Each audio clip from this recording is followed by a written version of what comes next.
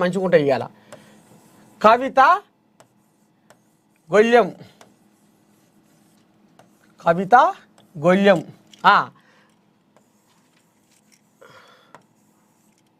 ఇదేంది?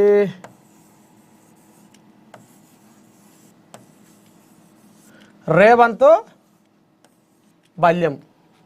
కవిత గొల్యం, రేవంత్ బల్యం. ఇప్పుడు ఈ ఇద్దరి మధ్యన కారు ఏమవుతుంది?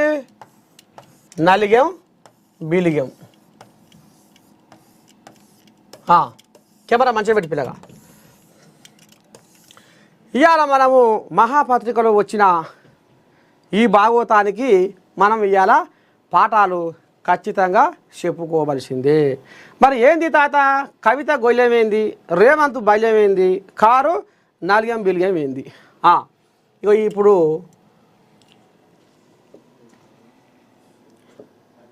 నాయనా, ఓ నాయనా, నేను ఎట్ల పోట్ల మాటలు అంటుంటే నా పానం ఊకుంటలేదు నాయనా. ఓ నాయనా, నాయనో, నిన్ను నిన్ను నిన్ను మత్సవున్న నాయకుడిగా ఈ తెలంగాణ సమాజానికి నీ గురించి చెప్తుర్రు. నువ్వేదో దొంగతనం చేసినట్టుగా, నువ్వేదో చెడ్డపని చేసినట్టుగా, నువ్వేదో మంది కొంపలు ముంచినట్టుగా. నాయనో, ఓ నాయనా, నువ్వేం చేస్తేవి నాయనో అని నిన్న విలేకరుల మీటింగ్లో కవితమ్మ కన్నీరు పెట్టుకుందట. అయితే మా నాయన సొక్కం పూస ఎవరు? బాయికాడ తమాషగా రామసకదనంగా ఉంటున్న కేశీరావు సొక్కం పూస. ఇక్కడ హరీష్ రావు, సంతోషరావు అనకొండలాట. వీళ్ళే ఇప్పుడు ఈ కథ మొత్తం అంతా దీనికి కారకులు అయ్యిర్రాట. ఇప్పుడు ఆమె పరోక్షంగా ఇప్పుడు ఆమె చెప్తుంది. ఇప్పుడు ఆమె ఏం చేసింది? ఇప్పుడు గొయ్యం పెంచి కూర్చుంది. ఇప్పుడు నిన్న మొన్నటిదాకా హరీష్ రావు కాళేశ్వరము ఏదైతే నివేదిక ఉందో, పీసీ ఘోష్ కమిషన్ నివేదిక ఉందో అదంతా తప్పుల దడక, అదంతా సుత్తి, మీరు మాకు అన్యాయం చేస్తుర్రు, మమ్మల రాజకీయ కక్షతోటి తొక్కాలని చూస్తుర్రు అని హరీష్ రావు అసెంబ్లీలో బొబ్బలు పెట్టిండు. ఇక ఇప్పుడు కవిత ఏమంటుందయ్యా అంటే, ఈ కాళేశ్వరంలో కథ గమ్మించింది, మా అయ్య చుట్టూ 2 అనకొండలు చేరి ఈ చెడ్డ పేరు తీసుకొచ్చింది ఎవరయ్యా అంటే హరీష్ రావు, సంతోష, హరీషు, మేఘా కృష్ణారెడ్డి. ఇక ఇప్పుడు ఆయన పాత్ర కూడా ఉందట. వీళ్ళు ముగ్గురు కలిపి ఇగో మా అయ్యకు ఈ చెడ్డ పేరు తీసుకొని వచ్చిర్రు అనేది ఇప్పుడు కవితమ్మ అంబయ్య వెళ్ళబోసుకుంటుంది. అయ్య మంచోడేనాట. అసలు కాళేశ్వరము ఏదైతే ప్రాజెక్టు తొలిదొంబరము సురువు చేసేటప్పుడు హరీష్ రావు లేడాట. వాళ్ళు అయ్యే చేసిండు. శంకుబండ నాటి కొబ్బరికాయ కొట్టి రిబ్బన కట్ చేసింది వాళ్ళ అయ్యే. ఇప్పుడు ఇంట్లో బుడ్డ కోడియాగలే, బుడ్డ ఇంజనీర్లే 100 కోట్లు మింగిర్రు అని మనం కూడా మన ఏఎన్ఎన్ మార్నింగ్ న్యూస్లో చెప్పుకున్నాం. బుడ్డ ఇంజనీర్లే 100 కోట్లు మింగిర్రు. మరి దీన్నంతా కథ నడిపించే రథసారథి ఎన్ని మింగాలే అనేది తెలంగాణ సమాజానికి కూడా మనసులా పడ్డది. ఇక ఇప్పుడు కవితమ్మ ఎట్టుబడి నేను మా అయ్య దగ్గర మార్కులు సంపాదించుకోవాలి, నేను మా అయ్య దగ్గర మార్కులు సంపాదించుకోవాలి, మా అయ్య మంచోడే, మా అయ్య మంచోడే, వెనకడికి దయ్యాలు మా అయ్య చుట్టూ తిరుగుతున్నాయి అని అనే కదా. ఇప్పుడు ఆ దయ్యాలు ఎవరయ్యా అంటే ఇప్పుడు హరీష్ రావు, సంతోషు. అనేది ఇప్పుడు కవితమ్మ ఇగో ఇప్పుడు ఈ రకంగా నిన్న కుండ బద్దలు కొట్టి చెప్పుకొచ్చింది. ఇప్పుడు తెలంగాణ సమాజానికి ఏమర్థమవుతుంది? ఆహా, కాళేశ్వరంలో కథ నడిచింది అంటే ఇప్పుడు కవితమ్మ నోట్లకి వెళ్తుంది ఈ పలుకులు, కవితమ్మ నోట్లకి ఈ శిల్క పలుకులు వెళ్తున్నాయి అంటే నిజంగానే అయ్యింది, జరిగింది. ఇంకోటి, ఈ కేసు సిబిఐకి ఇస్తే ఎట్లా సిబిఐకి ఇస్తారు, ఏ రకంగా సిబిఐకి ఇస్తారు? అరే ఎవరికి ఇస్తే ఏందమ్మా, తప్పు చేయనప్పుడు భయమే లేదు, నిజమా కాదా? తప్పు చేయనప్పుడు భయమే లేదు. ఏడికైనా పురస్తే, ఎందాకైనా పురస్తే, నేను దొంగతనం చేస్తే భయపడతా, నేను లంగతనం చేస్తే భయపడతా, నేను తప్పు చేస్తే భయపడతా అని ఉంటాడు తప్పు చేయనోడు. కానీ అయ్య కేసుని, కాళేశ్వరం కేసుని సిబిఐకి ఒప్పచెప్తాం అంటే గసగస గసగస గసగస గసగస గసగస శాప పిల్ల లెక్క వణికిపోతుంది. ఎవరు? కవితమ్మ. మరి కవితమ్మ అయ్యకాడ 100 మార్కులు కొట్టడానికి ఆడుతున్న డ్రామానా, లేకపోతే నిజంగానే అయ్య మీద ప్రేమ ఉండి ఈ రకంగా మాట్లాడుతుందా? ఓ మాట అనాలి కదా, అయ్యా నువ్వేం భయపడకు, మన కాడ పాపమే లేకపోతే భయమే లేదు అనేది మరి అయ్యకి ఎందుకో చెప్తలేదు? లేదు. ఇప్పుడు ఆమె ఏంటంటే ఎప్పుడైతే తిహార్ జైల్లో తికార పెట్టిందో ఇక అప్పటి సంది ఈమె పచ్చిపురుసు కంటే పలచగా అవుతుంది. ఆ తిహార్ జైలు కూడా తొవ్వ చూపించింది ఈ సంతోషరావు అనేది కూడా బయటకు వస్తుంది కథ. అదొకటి మనసులో పడ్డది.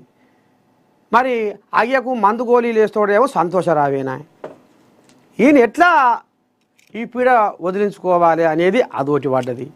ఇక మరి నేను పార్టీలో నెంబర్ 1గా రావాలి, రేపు మా అయ్యకు చేత కాకపోతే నేను మరో జయలలితని కావాలి, మరో మమతా బెనర్జీని కావాలి అనేది ఇప్పుడు ఆమె కంకణం కట్టుకుంది. ఇక అందుకనే మా అయ్య మంచోడే, హరీష్ రావు సంతోష. అరే రథసారదే మీ అయ్య, హరీష్ రావుకు తెలవకుంటేనే మీ అయ్య కాళేశ్వరానికి కొబ్బరికాయ కొట్టి ముహూర్తం చేసినోడా, 80,000 పుస్తకాలు చదివి కాళేశ్వరము రూపురేఖలు గీసినోడా, గీతలు గీసినోడా, డిజైన్లు చేసినోడా. అంటే కేసీరావుకు తెలవకుండా నడిచిందా కథ? కేసీరావుకు తెలవకుండా, కేసీఆర్ కనుసన్న లేకుండా, కనుసైగ లేకుండా కాళేశ్వరం కథ జరిగిందా?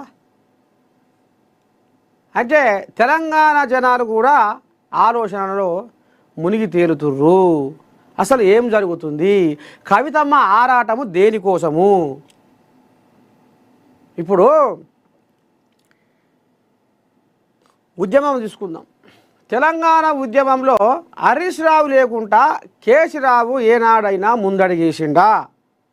ఆర్థిక లావాదేవీల విషయంలో కానీ, పార్టీలకు వచ్చి జైను అయ్యేటోళ్ళు కానీ, మీటింగులు వెట్టకాడ కానీ, షెడ్డో పాటో మాట్లాడే కాడ కానీ ఎక్కడనైనా హరీష్ రావు పాత్ర లేకుండా కేసీరావు ఒక్కడు చేసిండా? లేదు. అడుగునా బుడియబాబు లెక్క అడుగున హరీష్ రావు పాత్ర ఉంది. తెలంగాణ ఉద్యమంలో కేసీరావు మలుపులో, ప్రతి గెలుపులో హరీష్ రావు పాత్ర ఉంది. ఇవాళ కవితమ్మ స్వార్థం కోసం ఇగో ఈ రకంగా గొళ్ళెం పెట్టి కూసుంది. అందుకనే కవితమ్మ ఇవాళ మనం ఏఎన్ఎన్లో ఇగో కవితమ్మ గొళ్ళెం, ఇది కవితమ్మ గొళ్ళెం అయితే ఇక ఇప్పుడు రేవంత్ బలమైంది తాత అని కూడా మీకు అనుమానం వస్తుంది. ఇప్పుడు ముళ్ళును ముళ్ళుతోటే తీయాలి అనేది రేవంత్ అయ్యే సాన తెలివికల్లోడు. ముళ్ళును ముళ్ళుతోటే తీయాలి, చల్లగా మెల్లగా కెలిగించినట్టే చూడు. నొప్పి ఏడ పుట్టానో ఆడ చిన్నగా వెలిగించినట్టు అది సురుకు ఎక్కడ తగులాలనో అరికాలం మంట అరికాలు మంట నశాలానికి అంటినట్టుగా ఇప్పుడు రేవంత్ బల్యం ఏందంటే ఈ కాళేశ్వరం కథ, కాళేశ్వరంలో తప్పు జరిగింది, కాళేశ్వరంలో కథ జరిగింది అనేది సొంతం బిడ్డనే చెప్తుంది. కవితమ్మనే ఆంబాయం వెళ్ళబోసుకుంటుంది. కాళేశ్వరం కథ మీద కవితమ్మనే కథ చెప్పుకొస్తుంది. కడుపులో ఉన్న కషాయం అంతా కక్కింది. తెలంగాణ జనాలకేందో తెలిసిపోయింది. ఇక ఇప్పుడు ఈయన ఏం ఉపాయం చేసిండయ్యా అంటే తెలంగాణలో ఉన్న సిట్టు తెరువు పోలే, సిఐడి తెరువు పోలే, దీన్ని సిబిఐ చేతికి అప్పచెప్పబోతుండు. ఎట్లా ఏంది ఏం కథ మరి ఎట్ట సంగతి అంటే సిబిఐ ఎవరి చేతిలో ఉంటుంది? కేంద్రం చేతిలో ఉంటుంది. ఇప్పుడు బీజేపీ వాళ్ళు కుర్తిరాబడ్డా ఎలకాలోలే అయినామూరో, మాకు మాకు ఉచ్చు పెట్టి చిచ్చు లేపేరో. ఓ అమ్మా, ఇది ఎక్కడ కథరు నాయనా? బొంగరం తిరిగి తిరిగి తిరిగి ఏడ తిరగాలను, ఎక్కడ తిరగాలను, ఏం చేయాలను, ఎక్కడ రావాలను అక్కడనే వచ్చే. ఉయ్యాల ఊగి ఊగి ఊగి ఊగి ఏడికి రావాలను గాడికే వచ్చే. ఆల పంచాది ఆడ తసి వేసుకోక గిడికెందుకు పంపిస్తుండు. ఇది ఎక్కడి కథరు దేవుడా? రేపు కనుక మేము ఈ సిబిఐ కేసుని ముంగడికి సాగనీయకపోతే ఎవరు? బీజేపీ వాళ్ళు. ఈ సిబిఐ కేసు, కాళేశ్వరం కథ, కేసీరావయ్య బండారాన్ని మేము ఇప్పి చెప్పకపోతే చూసిర్రా